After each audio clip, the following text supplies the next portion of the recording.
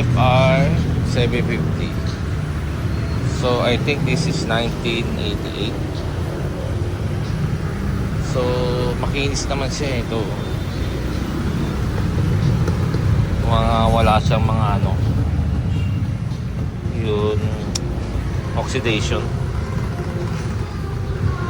So right now, bagong gulong, budget, Angel. This is a limited production, 750, 4-cylinder. Intact naman lahat. Signal light. Yan. Kulay maganda. Original Honda vintage. Ayan o. Ito may mga oxidation dahil sa susi. Ang tinakbo niya is 14,000 something from Japan. This is a Japanese domestic market model.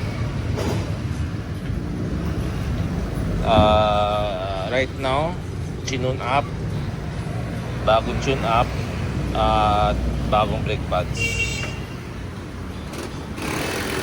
So, from Japan, tune up.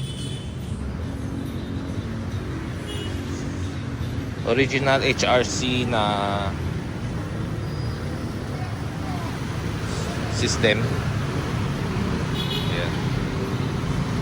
Nilagyan ko lang ng fuel kasi kailangan mag-pump lagi ang fuel, lalo na pag carburetor. Okay, BFR 750. Hindi ko lang alam kung ilan meron sa Pilipinas.